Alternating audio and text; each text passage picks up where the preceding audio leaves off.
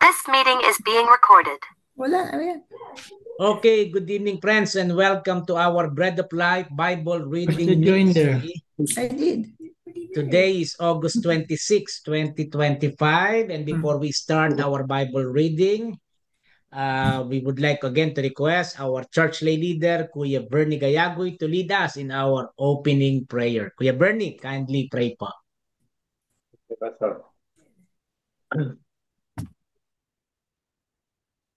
Brothers and sisters in Christ, let us pray. Almighty and loving God, we are grateful, joyful, and blessed for your words that serve as our lamp that lights up any darkness in our lives and guides us in our path towards godliness, and to be grateful for the many blessings and gifts we receive and use them for the common good. In Jesus' name, we ask it. Amen. Amen. Thank you po, Kuya Bernie. Thank you. Okay, so again, we are in Genesis chapter 25. Ano po, chapter 25.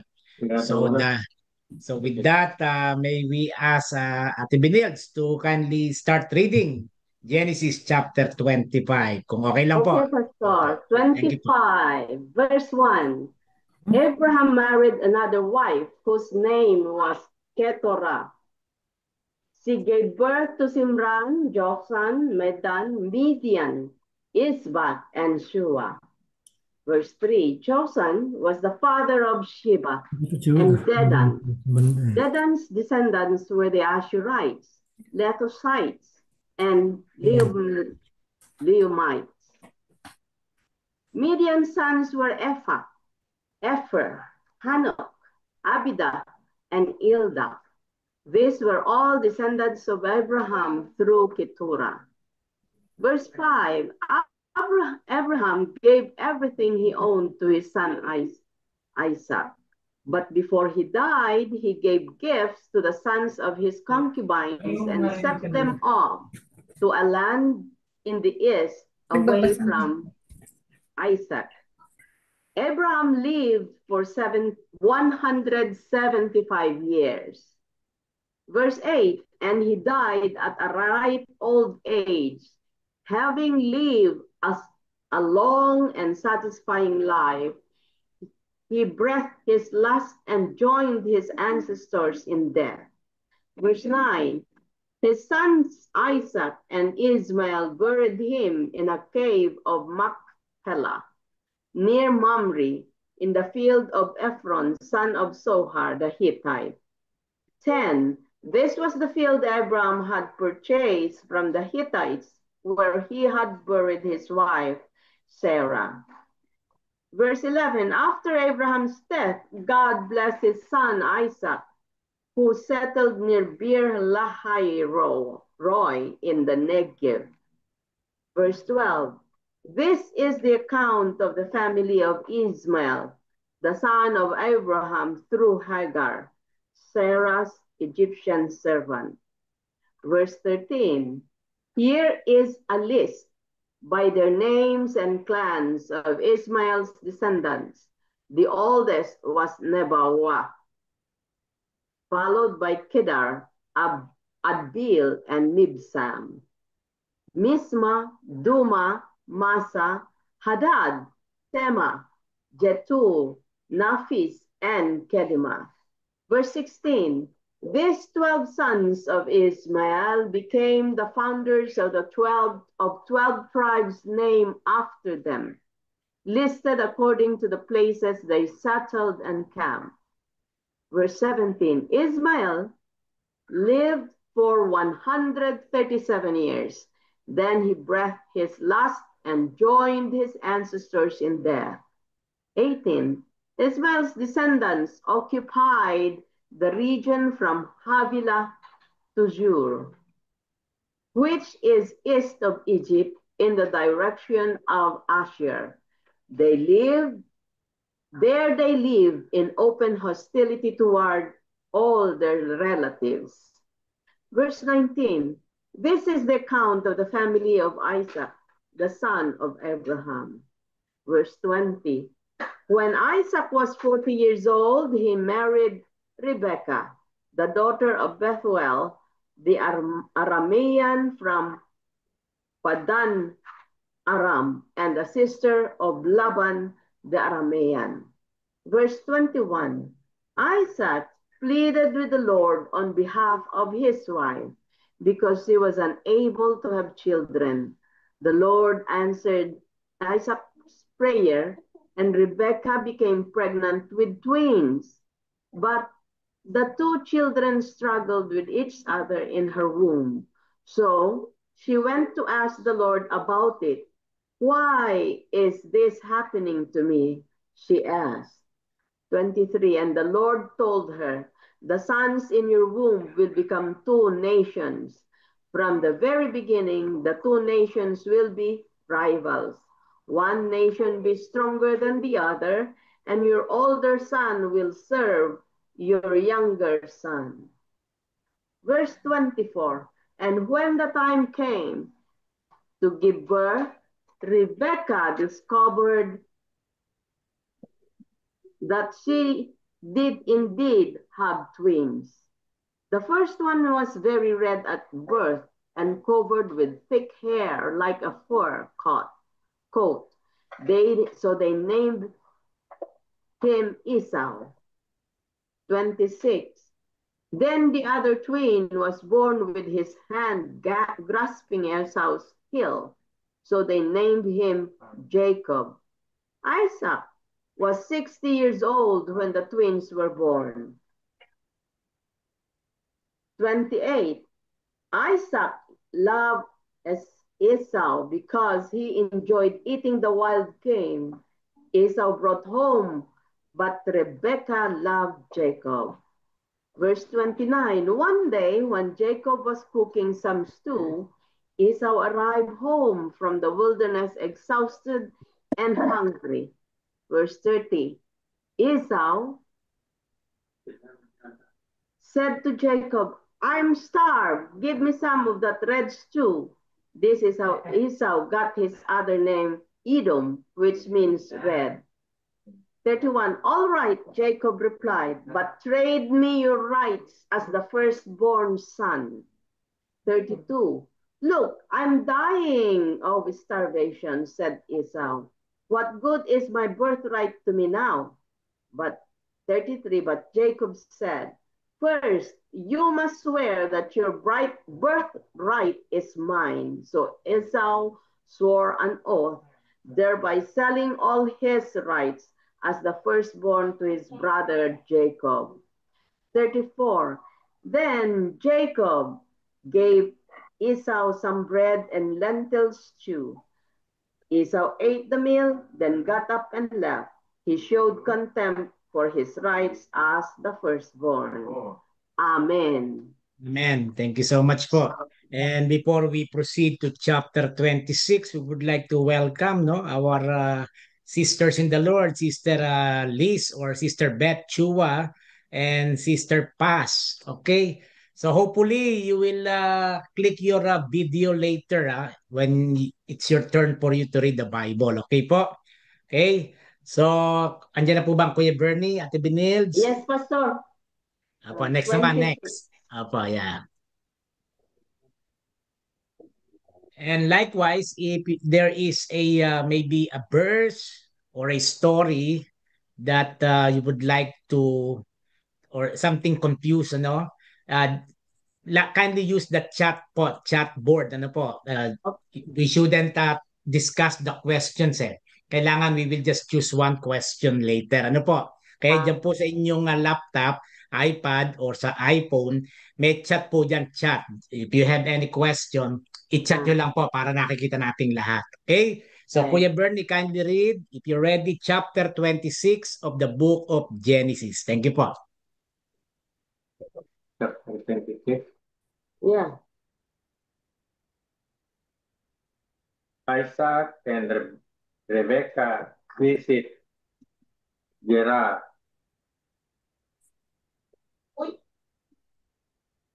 When a famine gripped the land, a different one from the first famine that occurred in Abraham's time.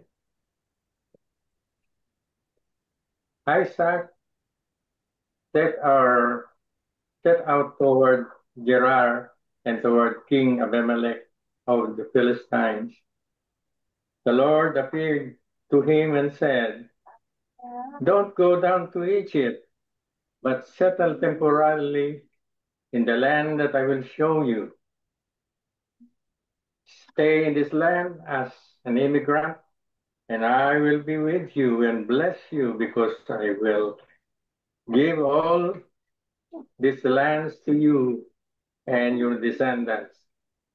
I will keep my word which I gave to your father Abraham.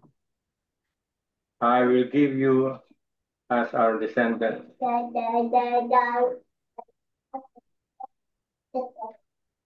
As the stars in the sky, and I will give your descendants all of these lands. All of the nations of the earth will be blessed because of your descendants. I will do this because Abraham obeyed me and kept my orders, my commandments, my statutes, and my instructions. So Isaac lived in Gerar. When the man who lived there asked about his wife, he said, "She is my sister," because he was afraid to say my wife, thinking, "The man who lived there will kill me for Rebekah because she's very beautiful." After Isaac had lived there for some time, the Philistines, King Abimelech, looked out his window and saw Isaac laughing together with his wife Rebekah. So Abimelech summoned Isaac and said, "She's your wife, isn't she? How could you say she's my sister?" Isaac responded, "Because I thought that I might be killed because of her." Abimelech said, "What are you trying to do to us? Before long, one of the people would have slept with your wife, and you would have made us guilty." Abimelech gave orders to all of the people, "Anyone who touches this man or his wife will be put to death." Isaac's treaty with the Philistines, verse 12. Isaac planted grain in that land and reaped 100 sherim that year because the Lord had blessed him. Isaac grew richer and richer until he was extremely wealthy. He said he had livestock, both flocks and cattle, and many servants. As a seed, the Philistines invited him. The Philistines closed up and filled with dirt all of the wells that his father's servants had dug during his father's Abraham's lifetime. Abimelech said to Isaac, "Move away from us because you have become too powerful among us." Verse 17, so Isaac moved away from there, camped in the valley of Gerar, and lived there. Isaac dug out again the wells that were dug during the lifetime of his father Abraham. The Philistines had closed them up after Abraham's death. Isaac gave them the same names his father had given them. Isaac's servants dug wells in the valley and found a well there with fresh water. Isaac's shepherds argued with Gerar's shepherds, each claiming This is our water. So Isaac named the well Esek, because they quarreled with him. They dug another well and argued about it too, as his name it as he named it Sitna. Verse 22. He left there and dug another well, but they didn't argue about it. So he named it Rehoboth and said, now the Lord has made an open space for us and has made us fertile in the land. Verse 23. Then he went up from Gerar to Beersheba. The Lord appeared to him that night and said, I am the God of your father Abraham. Don't be afraid, because I'm with you. I will bless you. I will give you many children, and for my servant Abraham's sake. Verse 25. So Isaac built an altar there and worshipped in the Lord's name. Isaac pitched his tent there, and his servants dug a well. Verse 26. But Abimelech set out toward him from Gerar with Ahuzah, his ally, and Phicol, the commander of his forces. Isaac said to him, why have you come after me? You resented me and sent me away from you. They said, we now see that the Lord was with you. We propose that there be a formal agreement between us and that we draw up a treaty with you. You must not treat us badly, since we have not harmed you, and since we have treated you well at all times. Then we will send you away peacefully, for you are now blessed by the Lord. Verse 30. Isaac prepared a banquet for them, and they ate and drank. They got up early in the morning, and they gave each other their word. Isaac sent them off, and they left peacefully. Verse 32. That day Isaac's servants informed him about the well that they had been digging, and said to him, we found water. They called it Sheba. Therefore the city's name had been Beersheba until today. Esau's wives. Then Esau was 40 years old.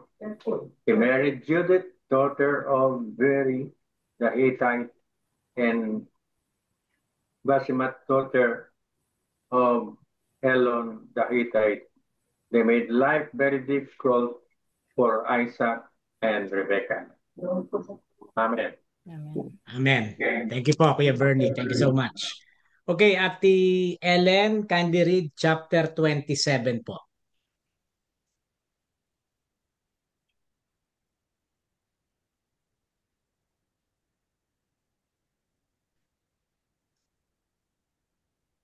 Ellen? Yes, Pastor. Chapter 27 po, chapter 27. Oh, okay. When Isaac was old and his eyes were so weak that he could no longer see, he called for Esau, his older son, and said to him, my son. Here I am, he answered. Isaac said, I am now an old man and don't know the day of my death. 3. Now then, get your equipment, your quiver and bow, and go out to the open country to hunt some wild game for me. 4. Prepare me in the kind of tasty food I like, and bring it to me to eat, so that I may give you my blessing before I die. 5. Now Rebekah was listening as Isaac spoke to his son Esau. When Esau left for the open country to hunt game and bring it back, Rebekah said to her son Jacob, look, I overheard your father say to your brother Esau, bring me some game and prepare me some tasty food to eat, so that I may give you my blessing in the presence of the Lord before I die. 8. My son, listen carefully and do what I tell you. Go out to the flock and bring me 2 choice young goats so I can prepare some tasty food for your father, just the way he likes it. 10. Then take it to your father to eat, so that he may give you his blessing before he dies. 11. Jacob said to Rebekah, his mother, but my brother Esau is a hairy man, while I have smooth skin. What if my father touches me? I will appear to be tricking him, and I will bring down a curse on myself rather than blessing. 13. His mother said to him, my son, let the curse fall on me. Just do what I said. Go and get them for me. 14. So he went, got them, and brought them to his mother, and she prepared some tasty food, just the way his father liked it. Then Rebekah took the best clothes of Esau, her older son, which she had in the house, and put them on her younger son Jacob. 16. She also covered his hands and the smooth part of his body, of his neck, with the goat skins. 17. Then she handed to her son Jacob the tasty food and the bread she had made. He went to his father and said, my father. Yes, my son. He answered, who is it? 19. Jacob said to his father, I am Esau, your firstborn. I have done as you told me. Please sit up and get some of my game, so that you may give me your blessing. 20. Isaac asked his son, how did you find so quickly, my son? The Lord you God gave me success, he replied. Then Isaac said to Jacob, come near, I can touch you, my son, to know whether you really are my son Esau or not. 22. Jacob went close to his father Isaac, who touched him and said, the voice of Jacob, but the hands are the hands of Esau. 23. He did not recognize him, for his hands were hairy like those of his brother Esau. So he proceeded to bless him. Are you really my son Esau? He asked. I am, he replied. 25. Then he said, my son, bring me some of your game to eat, so that I may give you my blessing. Jacob brought it to him, and he ate, and he bought some wine, and he drank. 26. Then his father Isaac said to him, come here, my son, and kiss me. So he went to him and kissed him. When Isaac caught the smell of his clothes, he blessed him and said, the smell of my son is like the smell of the field that the Lord has blessed. 28. May God give you heavens, dew, and earth richness, and abundance of grain and new wine. My nations serve you, and peoples bow down to you. Be Lord over your brothers, and my sons of your mother bow down to you. May those curse you be cursed, and those who bless you will bless. 30. After Isaac finished blessing him, and Jacob had scarcely left his father's presence, his brother Esau came in from hunting. 31. He too prepared some tasty food and brought it to his father. Then he said to him, my father, please sit up and get some of my game, so that you may give me your blessing. His father Isaac asked him, who are you? I am your son, he answered, your firstborn Esau. Isaac trembled violently and said, "Who was it?" And then the hunted came and brought it to me. I ate it just before came and I blessed him. And indeed, he will be blessed. 34. When Esau heard his father's words, he burst out with a loud and bitter cry. And he said to his father, "Bless me, me too, my father." 35. But he said, "Your brother came deceitfully and took your blessing." Esau said, "Isn't it the rightly named Jacob? This is the second time he has taken advantage of me. He took my birthright, and now he's taking my blessing." Then he asked, "Haven't you served any blessing for me?" Isaac answered Esau, "I have made him lord over you, and have made all his relatives his servants, and I have sustained him with grain and new wine. So what can I possibly do for you, my son?"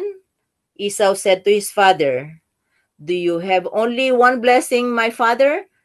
Bless me too, my father." Then Esau wept aloud. His father Isaac answered him, "Your dwelling will be away from the earth's richness, away from the dew of heavens above." 40. You will live by the sword, and you will serve your brother. But when you grow restless, you will throw his yoke from off your neck. Esau held grudge against Jacob because of the blessing his father had given him. He said to himself, "The days of mourning for my father are near. Then I will kill my brother Jacob." 42. When Rebekah was told what her older son Esau had said, he sent to her younger son Jacob and said to him, "Your brother Esau is planning to avenge himself by killing you. Now, then, my son, do what I say. Flee at once to my brother Laban in Haran." 44. Stay with him for a while until your brother's fury subsides. 45. When your brother is no longer angry with you and forgets what you did to him, I'll send word for you to come back from there. Why should I lose both of you in one day? Then Rebekah said to Isaac, "I am disgusted with living because of these Hittites women.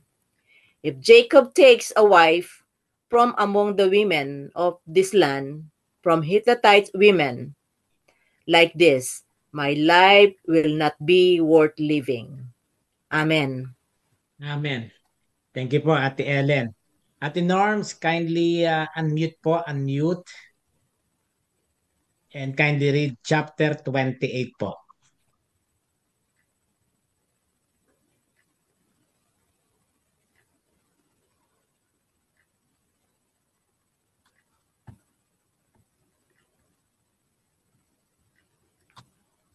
Click niyo po yung audio, yung pong microphone na logo or symbol.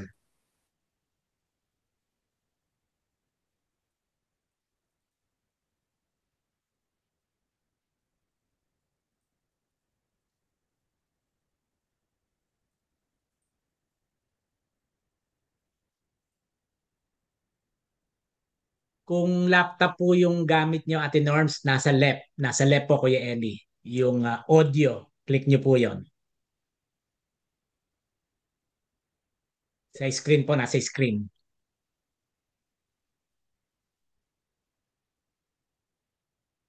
Left corner.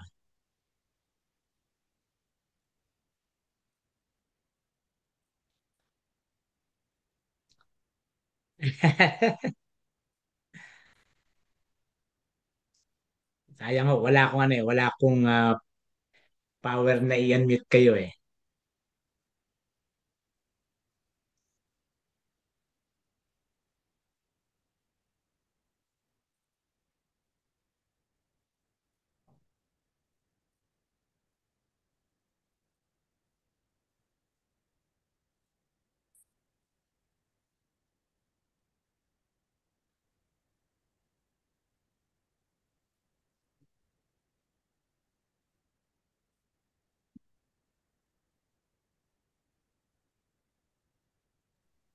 Yan, very good. Very good po. Very good. Thank you po. Thank you. Okay lang po yan. Okay lang po. Chapter 28 po. Thank you so much. Mary, thank you ah. Thank you. 28. Apa. Chapter 28. Okay. Chapter 28. Then Isaac called Jacob and blessed him. Then he charged him and said to him, "You must not take a wife of the daughter of Canaan. Arise, go to Padan Aram to the house of Bethuel, your mother's father, and take for yourself a wife from there, from the daughters of Laban, your mother's brother." Verse 3. May God Almighty bless you and make you fruitful and multiply you, so that you may become a multitude of people. May he give you the blessing of Abraham to you and your descendants with you, that you may inherit the land where you are a stranger, which God gave to Abraham. Verse 5. Then Isaac sent Jacob away, and he went to Padan Aram to Laban, the son of Bethuel, the Syrian, the brother of Rebekah, Jacob's and Esau's mother. Verse 6. Esau saw that Isaac had blessed Jacob and sent him away to Padan Aram to take for himself a wife from there, and that as he blessed him, he gave him a charge, saying, "You must not take a wife of the daughters of Canaan." And that Jacob obeyed his father and his mother and had gone to Padan Aram. Verse 8. Esau saw that the daughters of Canaan did not please Isaac his father. So Esau went to Ishmael and took as his wife Mahalah, the daughter of Ishmael, Abraham's son, the sister of Nebaioth, in addition to the wives he had. Verse 10. Then Jacob went out from Beersheba and went toward Haran. He came to a certain place and stayed there all night. Because the sun had set, he took one of the stones of that place and put it under his head and lay down in that place to sleep. Verse 12. He dreamed and saw a ladder set up on the earth with the top of it reaching to heaven. The angels of God were ascending and descending on it. The Lord stood above it and said, "I am the Lord your God of Abraham, your father, and the God of Isaac. The land on which you lie, to you will I give it unto your descendants." 14. Your descendants will be like the dust of the earth, and you will spread abroad to the west and to the east and to the north and to the south. And in you and in your descendants, all the families of the earth will be blessed. Verse 15. Remember, I am with you, and I will protect you wherever you go, and I will bring you back to this land, for I will not leave you until I have done what I promised you. Verse 16. Jacob awoke out of his sleep, and he said, "Surely the Lord is in this place, and I did not know it." He was afraid and said, "How awesome is this place! This is none other but the house of God, and this is the gate of heaven." Verse 18. So Jacob rose up early in the morning and took the stone that he had put under his head, set it up as a pillar, and poured oil on top of it. He called the name of that place Bethel, but previously the name of the city was called Luz. Verse 20. Jacob vowed and vowed, saying, "If God will be with me and will protect me in this way that I go, and will give me bread to eat and clothing to put on, so that I return to my father's house in peace, then the Lord will be my God." 22. Then this stone, which I have set for a pillar, will be the house of God, and from all that you give me, I will surely give a tenth to you. Amen. Amen. Thank you po, Ate Norms. Po. Ate Paz, can you hear me?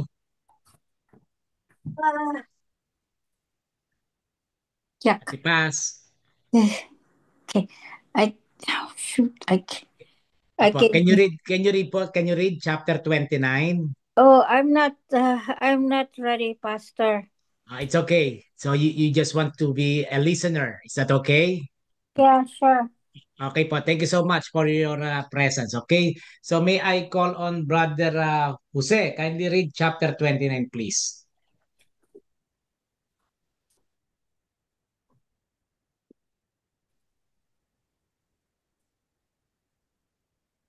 Jacob arrives in Padan Aram.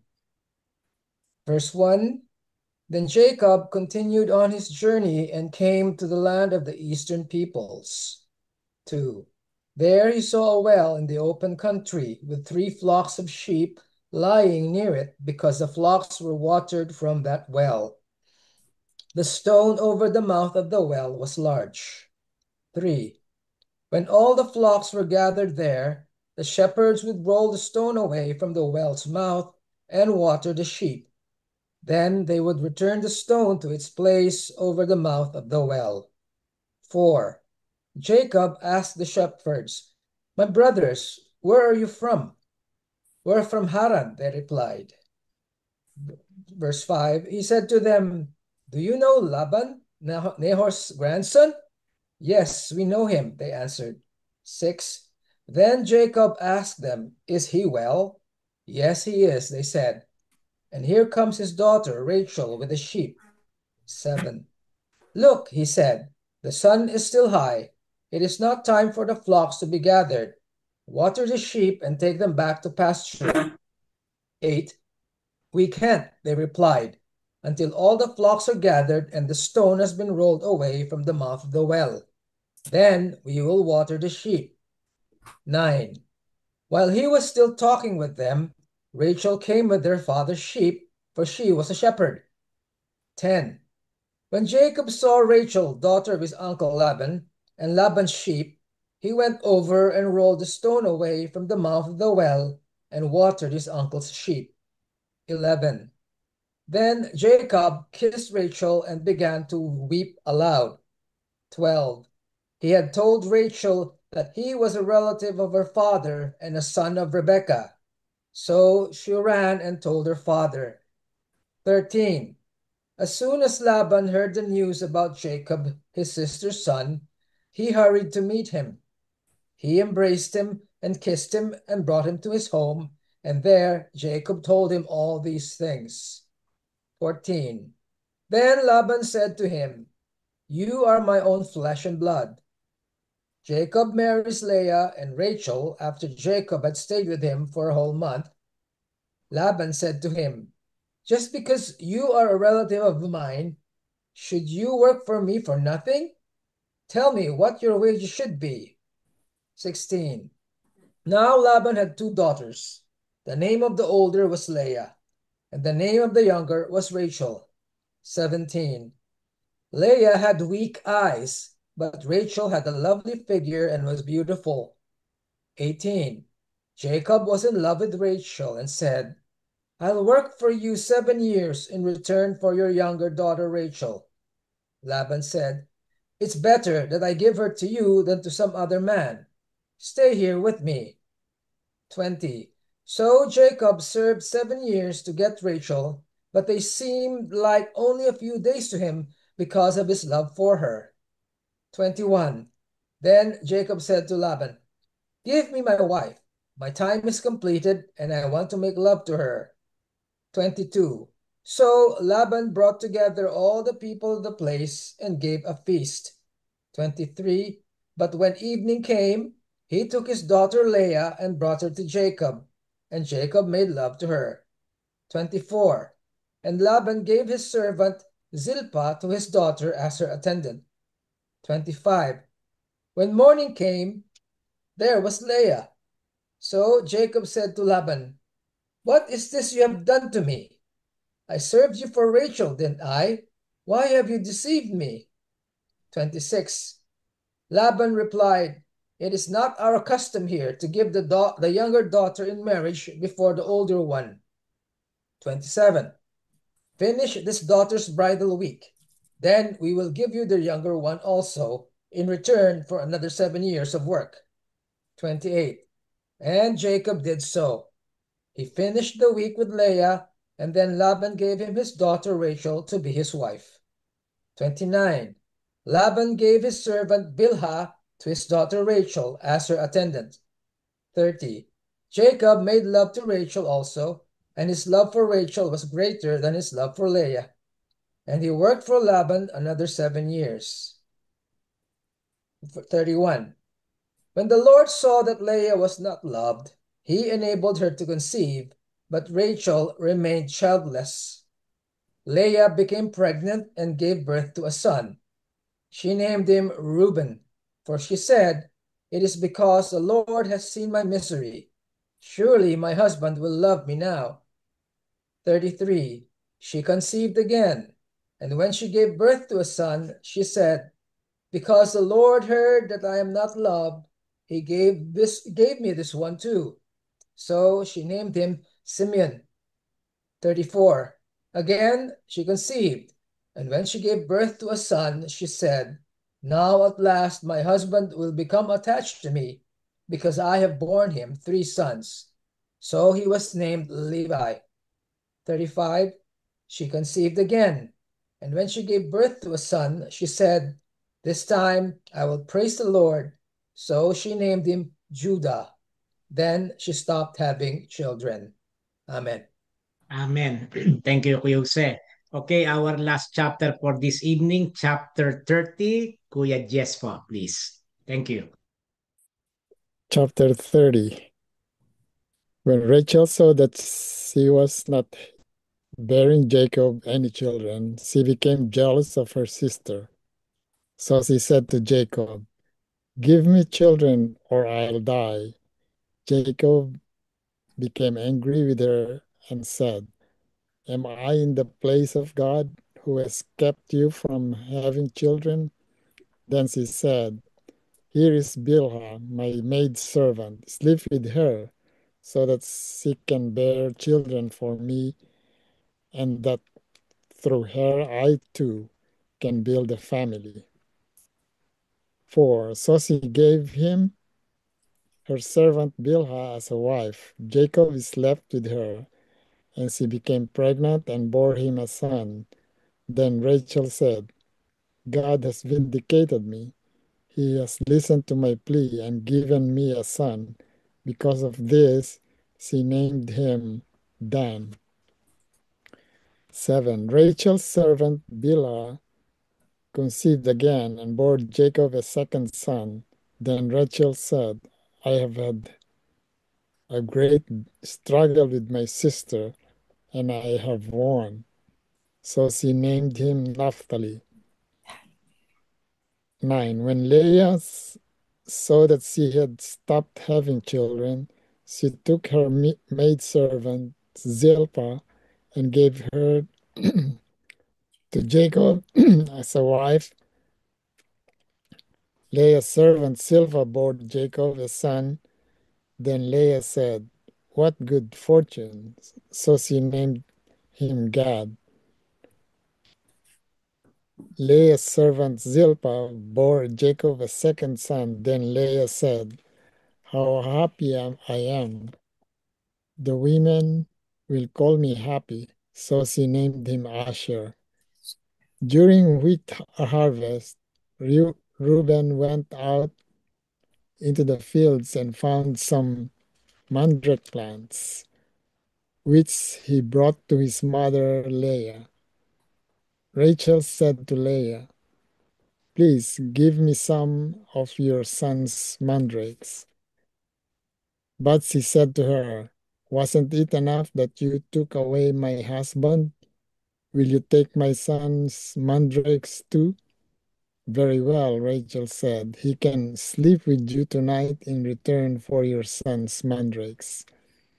16. So when Jacob came in from the fields that evening, Leah went out to meet him.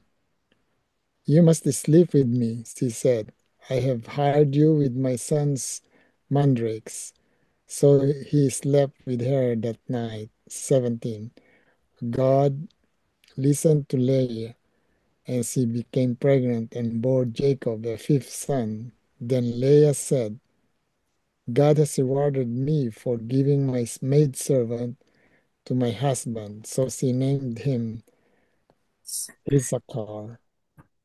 19. Leah conceived again and bore Jacob a sixth son. Then Leah said, God has presented me with a precious gift. This time my husband will treat me with honor, because I have borne him six sons. So she named him Zebulun. Sometime later, she gave birth to a daughter and named her Dinah. Then God remembered Rachel. He listened to her and opened her womb. She became pregnant and gave birth to a son and said, God has taken away my disgrace. She named him Joseph and said, May the Lord add to me another son. Jacob's flocks increase. 25. After Rachel gave birth to Joseph, Jacob said to Laban, Send me on my way so I can go back to my own homeland. Give me my wives and children, for whom I have served you, and I will be on my way. You know how much work I've done for you. 27. But Laban said to him, If I have found favor in your eyes, please stay. I have learned by divination that the Lord has blessed me because of you. He added, Name your wages, and I will pay them. 29. Jacob said to him, You know how I have worked for you, and how you live, how your livestock has fared under my care. The little you had before I came has increased greatly, and the Lord has blessed you wherever I have been. But now, when may I do something for my own household? What shall I give you? He asked. Don't give me anything, Jacob replied. But if you will do this one thing for me, I will go on tending your flocks and watching over them. Let me go through all your flocks today and remove from them every speckled or spotted sheep, every dark-colored lamb, and every spotted or speckled goat. They will be my wages, and my honesty will testify for me in the future, whenever you check on the wages you have paid me. Any goat in my possession that is speckled or spotted, or any lamb that is not dark-colored, will be considered stolen. 34.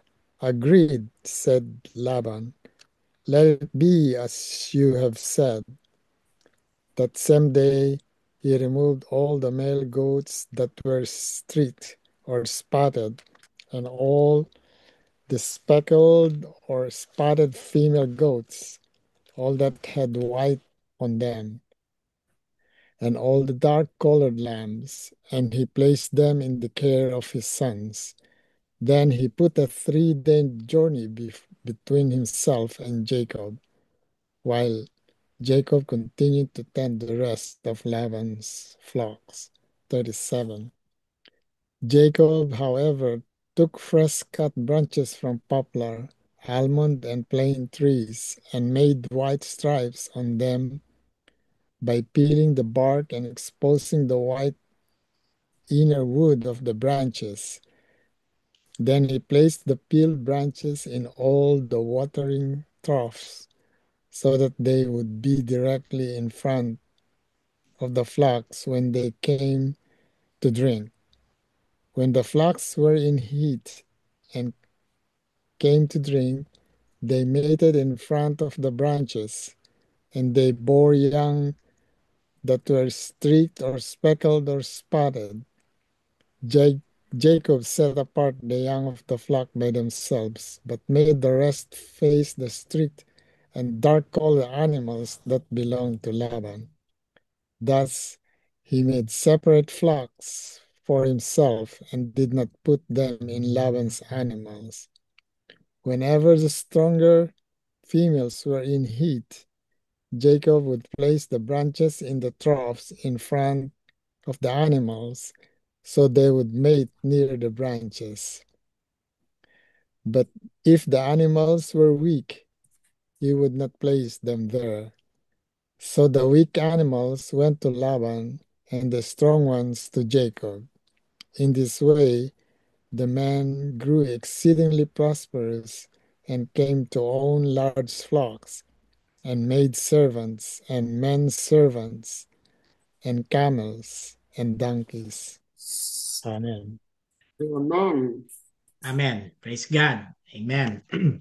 So next week po, we will continue reading chapter 31 ano po, of the book of Genesis. Yan, no? So, any confusing or stories that meron po kayong question? Kasi ako meron. Ako rin, Pastor, meron. Apa. Ako rin Tingnan po, natin meron kung ano, din. let's see kung ano yung mas interesting, no? Na mas maganda kasi may konting may konting what you call that intriga, no? Yung binabasa natin, ano po, no? Kasi ito yung kaibahan ng yung Bible study doon sa mga tanong na sometimes, oo nga no, bakit ganon? Di ba? Kasi if you're of course we are attending Sunday school, ano, nandun na sa topic ng Sunday school teacher yung question, no? Sometimes very practical naman yung answer. So tayo as we listen and reading the word of God, no, sometimes kahit na ilang beses mo nang binasa, all of a sudden biglang merong konting pitik, no? Oo nga no, bakit ganon? No, like last Tuesday. Okay? So Ate Binets, kayo po, ano ba yung tanong nyo? Kung sakali man. Ako, Pastor, yung favoritism ni Rebecca. Agree. Diba?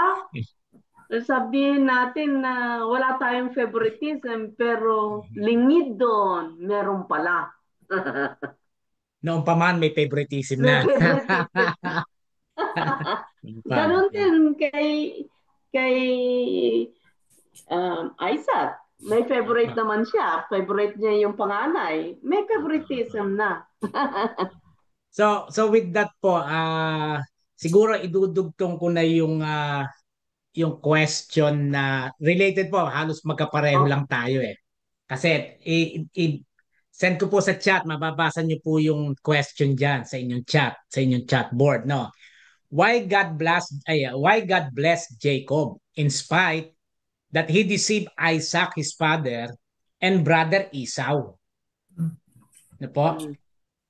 Kasi in connivance dun sa may favoritism yung nanay, may favoritism yung tatay, no? So idugtong natin yung in spite of natapat to, favorite nga no? Favorite bulag na yung tatay, no? So last time, bakit inalaw ng Diyos, no? Remember po yung kay Lot, yung mga anak niya, ano po.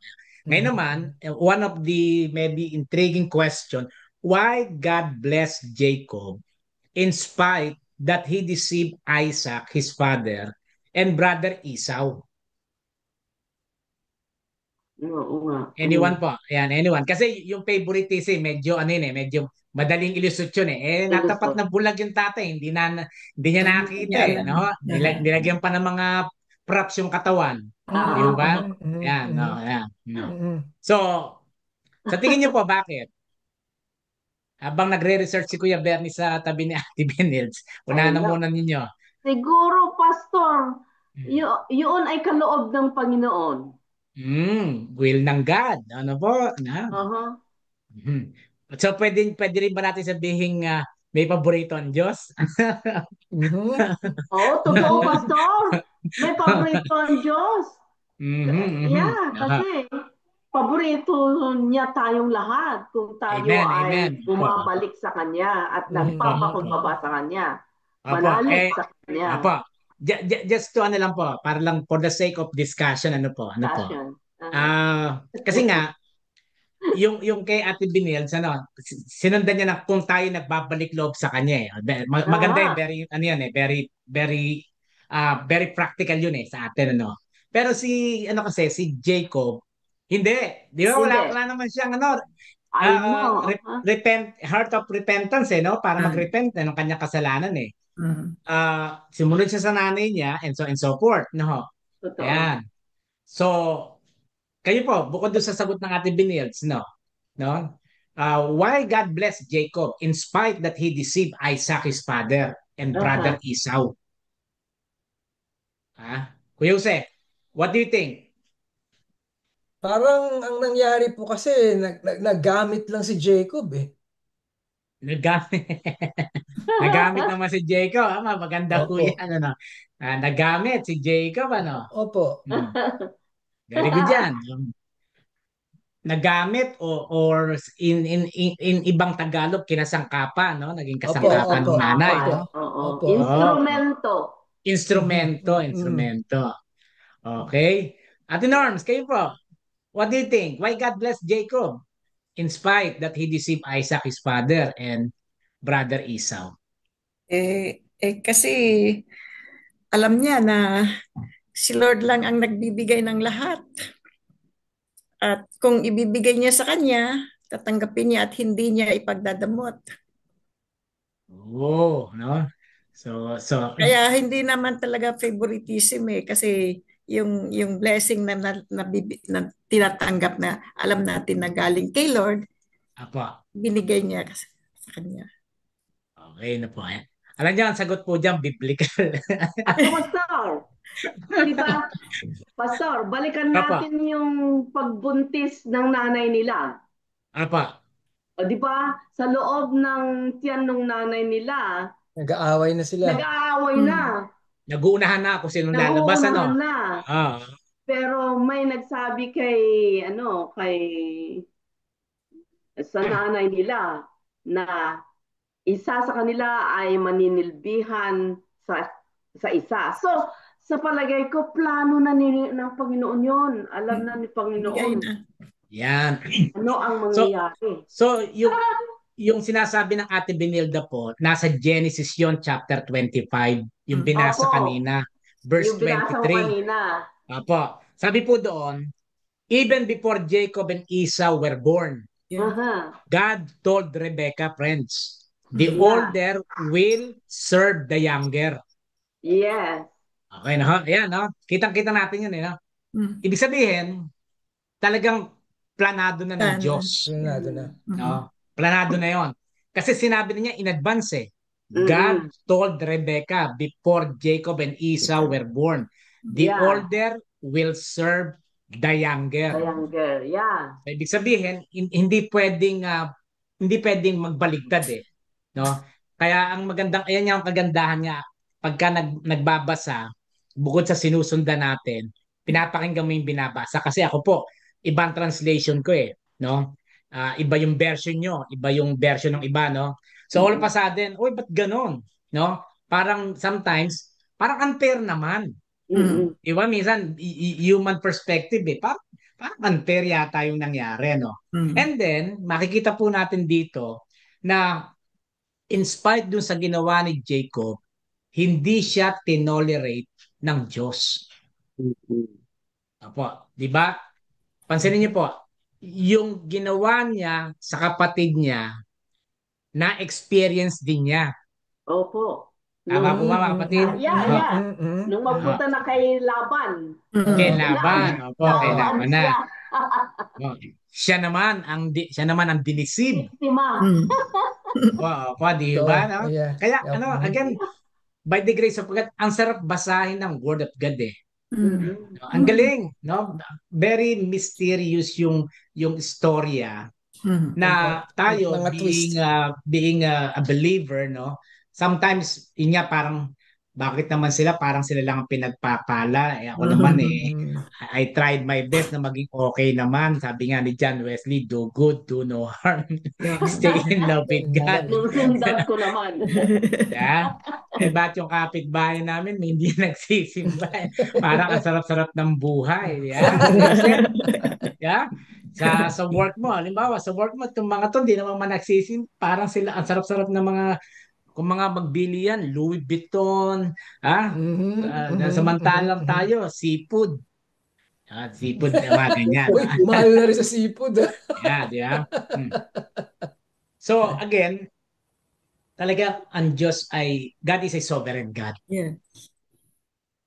And sometimes, ang hirap intindihin or unawain. But like what we are doing, we keep on studying, reading the Word of God, no? And again, to God be the glory. Kaya sabi sa inyo, while I'm attending our Sunday school every Sunday by the grace of God, again, I thank Kuya Bernie. Kasi ako, even I am just listening, one of the listeners, and sometimes I give some inputs, no? Again, natututo ako no? Like, nga no, but minsan may mga tanong na mahihit tayong pare-pareho Wow! No? Dahil may practical, may personal, no, at may theological question. Kaya minsan always pag tinatanong si Kuya Bernie, sabi sa akin, Pastor, kayo po, ano ba masasabi niyo? Binabalikan ko yung tanong, lagi inuulit ko yung tanong, no? Kasi nga sometimes yung tanong para bang ang una agad papasok sa isip mo yung sagot Kaya ang ginagawa ko, inuulit ko yung tanong kasi sometimes yung sagot ng iba minsan medyo sa kaliwa ang punta, sa kanan ang punta na hindi ma-hit yung tanong, hindi ma-hit. No? So likewise, sa ating Bible reading, very important, pagka may question ka, yung konteksto, babalikan mo yung nauna. Ganyan po yan, babalikan niyo yung nauna.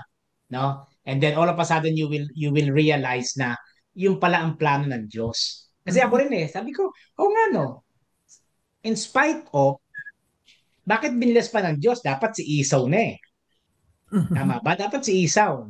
Ngayon, last question mga kapatid. Ano ba ibig sabihin ng Jacob sa Bible? Yun nga po, deceiver. Deceiver. Deceiver, di ba? Jacob, sabi nga Jacob means deceiver. Oo, no? Sa ibang translation, heel grabber. Heel grabber po kung tawagin, no? Na ibig sabihin daw trickery and self-reliance. Yan. So maybe baka si Kuya Bernie may gusto i-share sa atin. Kuya Bernie, anything that you would like to share? Yes. Yung binasa ko kanina, Apa. yung verses 34 and 35. When Esau was 40 years old, he married Judith, the daughter of Hittite, and Basimoth, daughter of Elon and the Hittite. They made life difficult for Isaac and Rebecca. Apa. Bakit? What do you think are the reasons why Esau and the two wives were pain in the neck for Isaac and Rebecca? Ano po? Sorry po kay Bernie. Ano pong tanong niyo doon? Why did Esau and his wives made life difficult for Isaac and Rebecca? Rebecca. Oh. Anyone who would like to give a guess? Hindi po kaya na yung napangasawan, yung mga napangasawan, yung wives ni Esau kamag-anak din ni ni Rebecca. Kuya Jesse. Wala ka, hindi ko makuha Ang tanong kasi ni Kuya Bernie, why their life makes it difficult for Isaac and Rebecca, the Isaac wives and of Esau. Rebecca. Bakit o siguro sa isang why did Esau marriages cause grief? Yeah. Totoo yan. Kasi ko na po yung parang synonym ng difficult parang grief, Yeah. no? Grief. Kasi po number one, mga kapatid, kung titingnan natin ang banal na kasulatan o yung history, no? Number one, they broke God's covenant. Or yung God's covenant's expectations. No? Maliwanag doon sa covenant. God's covenant from Abraham to Isaac was meant to stay distinct from surrounding nations, preserving faith in the one true God. Di ba nung panahon na yun, may mga sinasamba na silang iba-iba iba na, no? Also, bakit naging difficult, no? They ignored family tradition and faith. So which means there is what we call disobedience.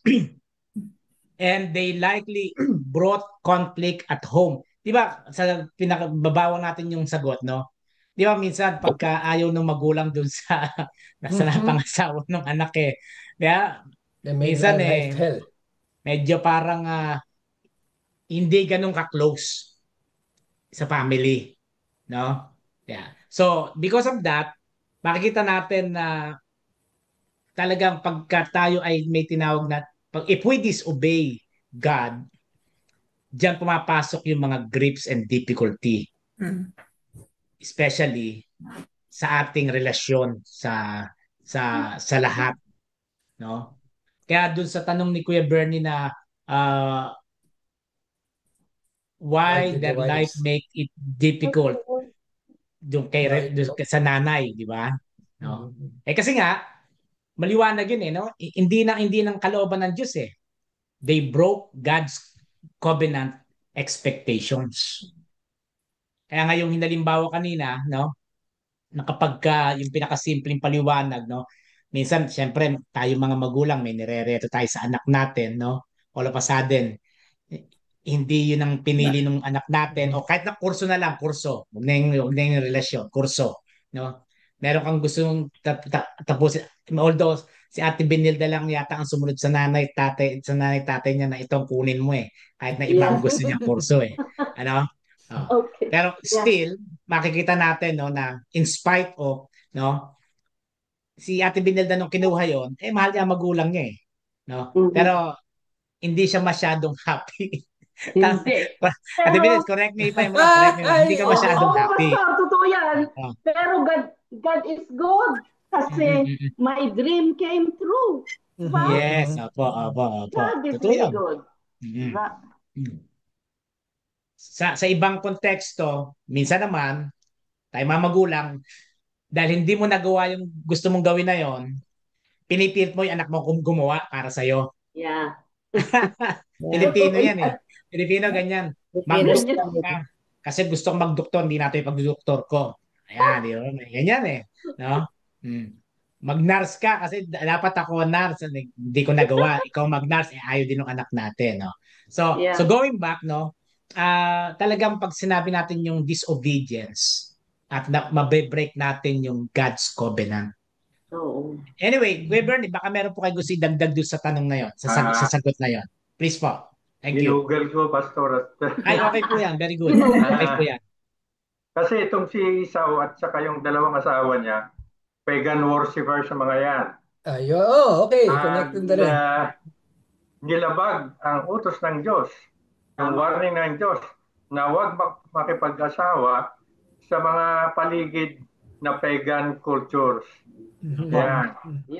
Isa pa, yung tinatawag na sabi na ni Pastor, yung spiritual inheritance and family tradition ay hindi sinunod ni Esau.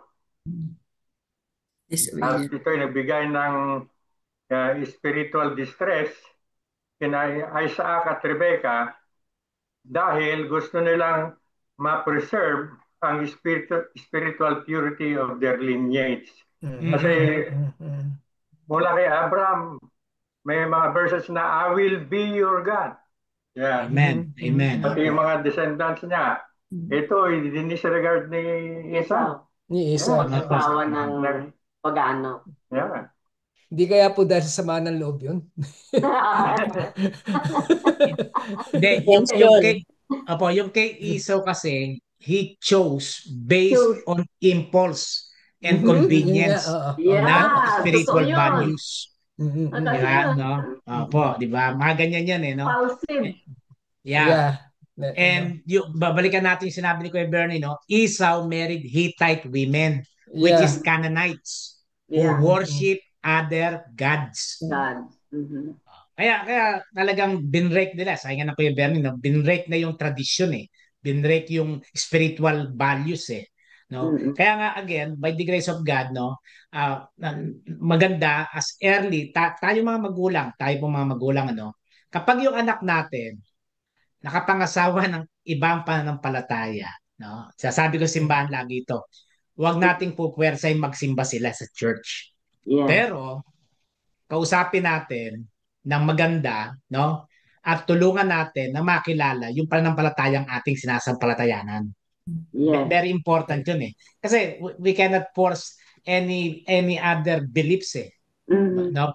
But through us, no, through you, sasabihin yun eh, how I wish yung faith ko maging tulad ng faith ni mama, ni daddy, na ganyan, no? Kasi pagka makikita niyo po yun eh, pag may problema, bakit sila parang mahinahon. Samantalang kami, pag iba pa ng tayo, magulong bahay, away, so and so. No? So, dapat, as much as possible, sabi nga ni Pablo, mga kapatid, kung siseryosohin po natin, ano, huwag kang makikipamatok sa di mananampalataya.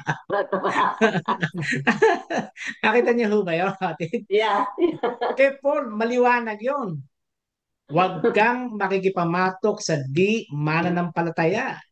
Yan ang batas ng Iglesia ni Cristo. Opo, yan. Totoo yan, mga kapatid, di ba? Convenience, no? Yeah, yan ang batas nila. Yeah, kaya pansinin kung niyo po. ipilit mo yun.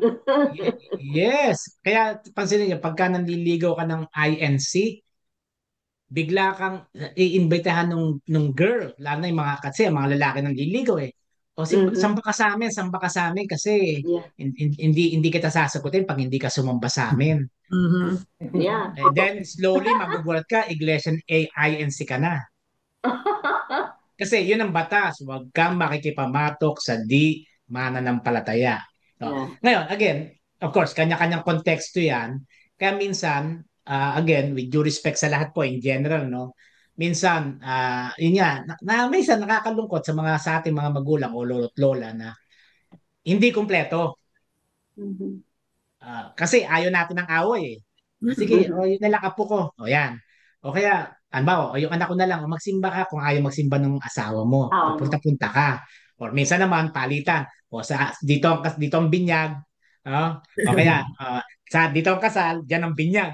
Napansin nyo ba? Give and take yan eh. Give and take. No? Kaya ako, again, I always sabi ko, ang mananampalataya, dapat lagi tayong nagbibigay. Yung patience, importante yan. Huwag mong pupuwersahin yan.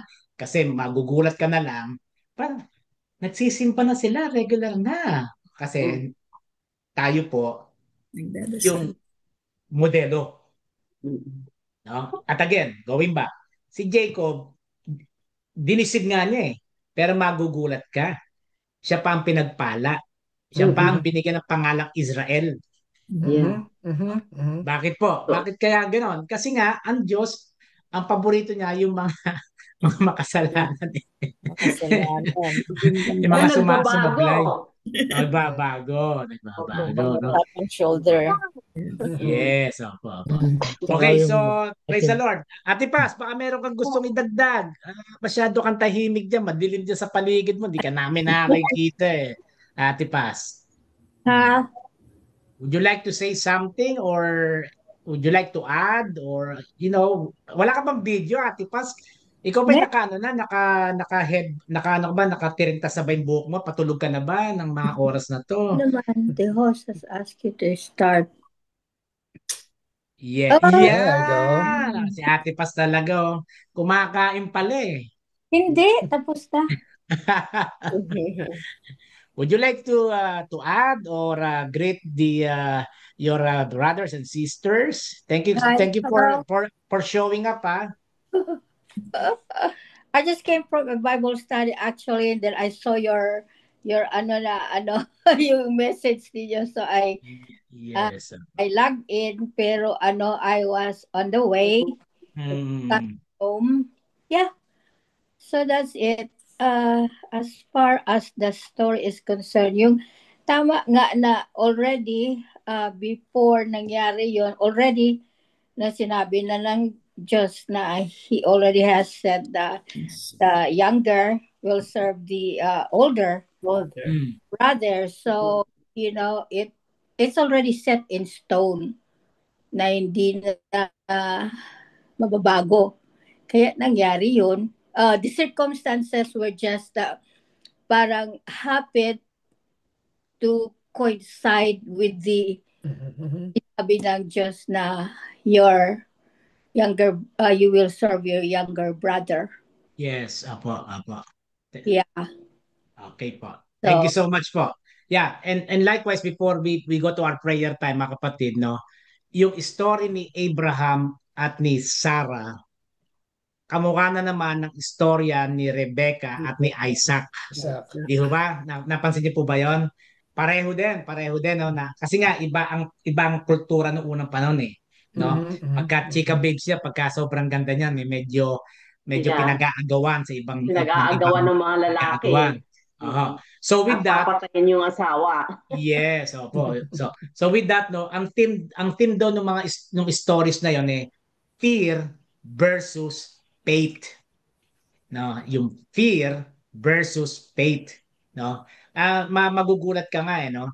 Halimbawa, kung ako si Abraham, nangako na nga ang Diyos sa akin, nakausap ko na nga ang Diyos. All of a sudden, natakot ka pa na doon sa mga tao, di ba? Same as Isaac, ganun din naman.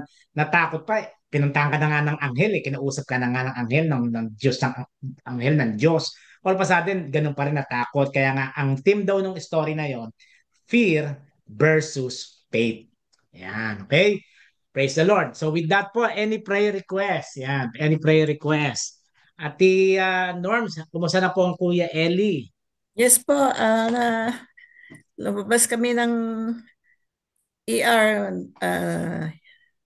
Kaya na-late kami ng linggo dahil late na kaming nakalabas on Saturday. But anyway, naka-schedule na rin ang makikita ang cardiologist to do what needs to be done sa kanyang puso. Meron kasi siyang acute aortic stenosis. So, in short po, ano po ba ibig sabihin? may blockage po. Oh, okay po. Yes, so, kailangan, ewan ko kung surgery or stent ang gagawin ulit. But we have appointments to be seeing them. But this coming Friday and the next Friday po. But God is there teaching us, guiding us to do what needs to be done po. And continuous healing for Kuya Eli. Ano po, Yes, praise po. God. Yes. Anything else? Kuya Jess, kailan naalis ng ati Shoni going sa Canada? Nandun na ho sila. Nakalis na. Oo. Si Janice at saka si Janice. Tsaka si Mrs. Inyatid ko kanina sa airport. Opo. Nandun na ho sila. Nag-text ko and we keep on calling each other and we are always updated na andun na ho sila. Kailan po ang return ng mag-ina? Sa Friday ho. Friday din. Opo. Kasi ang viewing ho yata parang Wednesday eh. Tapos ang funeral is Thursday. The following day. Opo. Okay. Thank you po. Yes, Kuya Bernie. Prayer for continuous victory for the Philippine tennis player who is playing in the USA Open tournament. The name is Alex Yala. She Yala, won the first round, and she's the first Filipino to win the first round. Mhm. Amen. Talo na siya, nanalo pa. 3 sets. Apo. Yung last set talagang talo na, pero malakas ang loob niya. Nanalo pa Amen, rin. amen. Apo. Praise the Lord, praise the Lord. Ano yan? Proud to be a Filipino tayo dyan, syempre. Siya ay 20 years old lang yata yung bata. 20 years old. Praise the Lord. Amen. Ano, men or women who ban? Women po, US Open, Women. tennis po, tennis. Opo. Women Twe- US Open. Okay. 20 or 21-year-old lang. 20 yata, 20. 20 years old. Number Apo, 75. 20. Kalaban niya, number 14. Yes. Ranking. Amen. Thank you po. Thank you for that. At sama sa prayer natin kasi hindi pa tapos. May Apo. round 2. May second round pa po yan. Yeah. Yes, Ate Ellen, kayo po. Prayer request. So far, wala po, Pastor. Just guidance and protection. Meron. Guidance and protection. All the Yes, time. Kuya Jose. All the time. Prayer for protection po kasi may outbreak na naman sa facility namin. Ingat ka, Outbreak of Kuya what? Jose. Ingat, Ano, ingat kayo. outbreak of what? COVID. COVID po. It's COVID. still around. It is still around. Apo, COVID. I don't know kung continuous ang inyong mga vaccine. Ano po? Yearly yan, di ba? Yearly. Yearly na. Apo, that's good. Parang Apo, Na ako sa vaccine. Apo, wag kayong wag niyong lalagpasan yung mga ganon. Very important sa atin 'yon kasi we consider that na parang normal na flu na lang di ba? Yeah. Pero kailangan natin ng vaccine para meron tayong anti Laban. COVID para meron tayong immunity. Meron daw pong bago ang lalabas kasi nung nagpa-schedule ako, hindi pa daw po available meron daw pong parang upgrade. Apo. Yung vaccine. Meron na po. Yeah. They will inform me when it's available. Yeah, at saka normally minsan si Ate Araceli, meron sila So once na meron sila, i-announce natin sa church. Okay. Rather than ako, Kaiser din ako pero yung huli ko sa kanya na sa church. Apo. Okay, so with that, kung wala na po tayo ay we will go now to our prayer time. And before that, we would like to praise God, because of the very successful and a blessed worship at the park. Ano po, no? I was yung the bird Yung bird sa picture, no? The bird. The park. yung pastor yung Ang ganda ng timing nun. Yeah, it was God sent. Eerie. Very eerie. Amen po talaga yon. Ang galing. Sumama pa yung ibon na yun sa ating group picture. Ano po? Yeah, yun nga Yeah. Talaga ako, I believe talagang binebless ng Daly City. Talagang binebless tayo ng Panginoon no? Dahil ultimong sa mga ganong mga pictures natin, sipin mong pinakita pa ng Lord yung kanyang kabutihan, ano po. So, yung presence ni God, no? So, kaya talagang kailangan natin ng prayer, mga kapatid, no? Prayer. Always prayer ang kailangan ng simbahan natin. Kasi marami tayong pangarap sa church na to. And then yung pangarap din ng Ate Binilds magkaroon tayo ng building. Mangyayari yan by the grace of God. Yan. Amen, Pastor. Amen. Ayan. Ayan. Isa pa tayong picture na pito yata yung ibon meron pa. Yung para silang eroplano na dumating na dumayo. Oo nga. Sakto. Sino ba yung mga nasa tapat ng ibon na yan? Ayan. Ay, ito ba si Estes to? Si Estes ano? Buti hindi siya naiputan ng ibon. Hindi. Kasi baka kung naiputan, baka magkaroon ng power Yan. The power of the Holy Spirit. Amen. Ganda ng Masaya, pagkakuha. masaya po, masaya. Praise the Lord, no?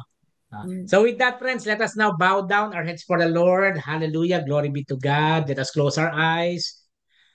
Oh, thank you, Father Jesus. Glory be to God in the highest. Blessed is he who comes in the name of the Lord. Hosanna, Hosanna in the highest. Let us pray. Gracious and almighty God, we come before you today remembering Lord Jacob, the one you renamed Israel. We thank you that you are the God who meets us in our struggles, who wrestles with us in our doubts, our fears, and even our failures. Like Jacob, oh God, we confess that too often we rely on our own strength, on our own schemes, and our own wisdom. Forgive us, Lord, and remind us that true blessing comes only from you.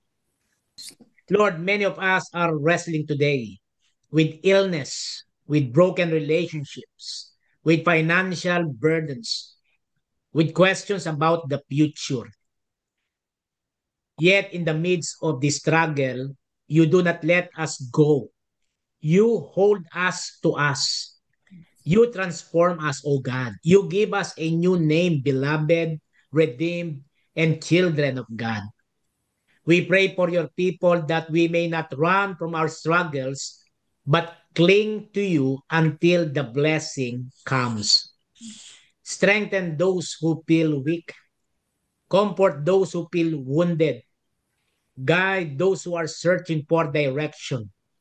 And may your spirit shape us as you shape Jacob, turning our weakness into testimony, our pain into perseverance, and our fears into faith.